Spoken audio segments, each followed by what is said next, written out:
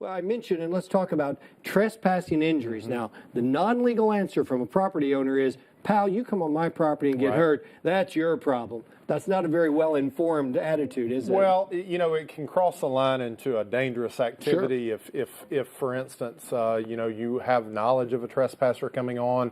For instance, you can't set a trap for them. Can't have a hole with a tarp over it or something. Or a bear trap, as somebody mentioned earlier today. And so there are some specific things you need to consider. One, probably the most important, is the law has a doctrine, Mike, called attractive nuisance, and that's really aimed at children, protecting children.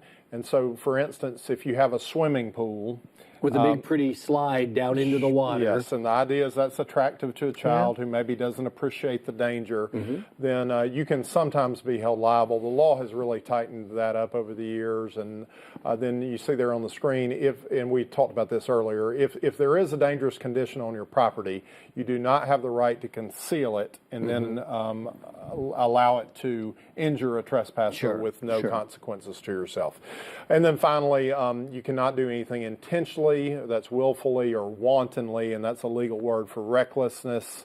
You can't be reckless or intentional in trying to teach a trespasser a lesson. And that makes sense. I don't want to get too far in the weeds on this or take too much time, but my wife and I know that steep driveway sure is slippery when it rains. I never have cleaned it, and it's got mossy stuff on it. What if someone else delivers a package or comes up to ask for something and slip and falls? Are you responsible for those kinds of things, or is that kind of a gray area? Well, let me explain it like this. So you may eventually get out of a lawsuit like that, but it's going to cost you So you don't want it to ever happen? Maybe not money if you have homeowners insurance. They're going to provide a coverage for you. But, you know, if you know about that, the safer course would be to get rid of it. Is the most common thing an attractive nuisance? Is that the most common place where you can get in trouble? You've got a playground set in your backyard or something, and a neighborhood kid comes over. You are responsible for maintaining safety, protecting neighbor kids from coming in, that kind of thing. Reasonable efforts. Is the standard. It's what a reasonable person have done, and that's subjective, and that's up to a judge one day. And again,